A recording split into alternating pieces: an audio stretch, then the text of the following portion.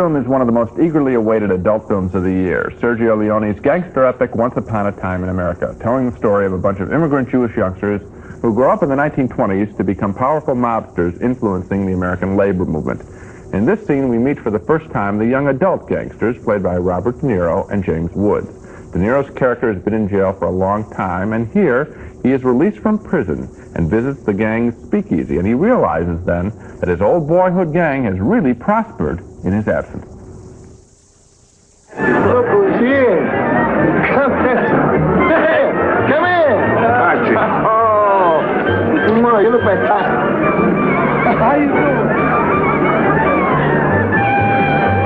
Look how big you got. Me?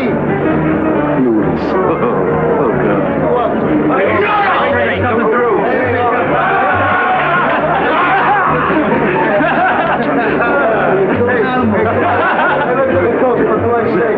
You look like... What do you want? I just get out of prison. Nice guy. Hey, look, get a load of this. Hey, Scotch eating. Eh? Yeah, buck a cup. Buck a cup? Yeah. How much it cost us? Cost enough? Yeah. A dime, including overhead. Well, later in the film, their gang starts moving up in the world when they link up with the Mafia and double-cross the Mafia with a machine gun ambush. De Niro's character, however, hasn't been clued in to what's going to happen.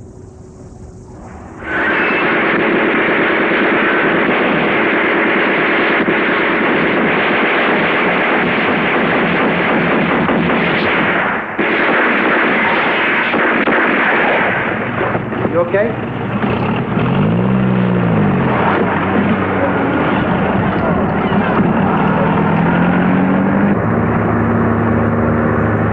How come you didn't tell me? Being as I can change it.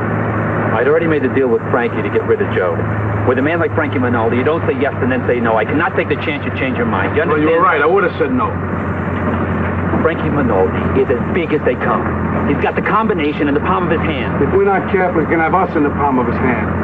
You don't get nowhere alone. I thought you were the guy that said you didn't like bosses. It sounded like a good idea then. It still is. Let's just think about it, Noodle. They're going to ask us to come in with them. There's a lot in it for us.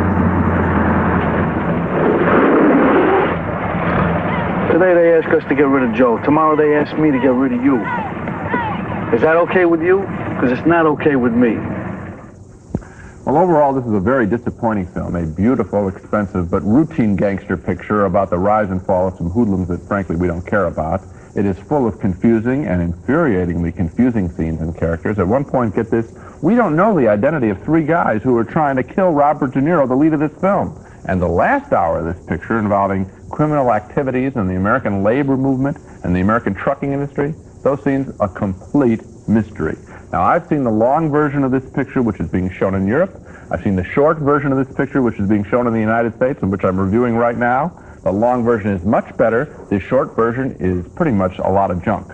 I've seen both versions, too, and I think we ought to make it clear that the original European version is about 3 hours and 45 minutes long. This movie is about 2 hours and 20 minutes long.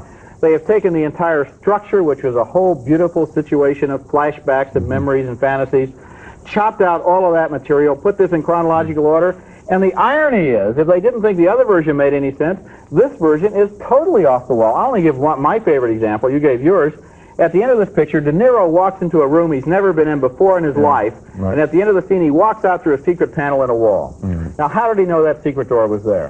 In the long version, they tell him the secret door is there. This movie has total contempt for its audience. Okay, I got a bigger one than that. Okay. In the long version, we see De Niro as an adult early on, and then we flash back to the little boys. In this version, we start with little boys that are mean little boys that we don't care about.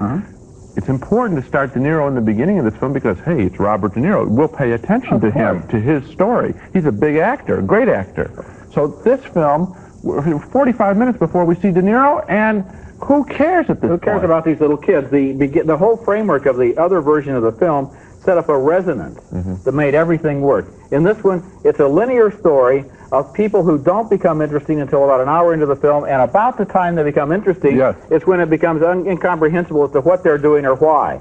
So that if I were a member of the audience of this film, and I was the other day looking at the second version, I was sitting there saying to myself, what's going on? Who is this person? Right. Who is this person? What does this mean? I was totally baffled, and as far as I'm concerned, this movie has been destroyed. I just hope the longer version eventually gets a chance to be played. And now, we're totally in agreement on Once Upon a Time in America. We think the shortened version of this movie, the U.S. version, has been chopped down into an incomprehensible, bewildering travesty.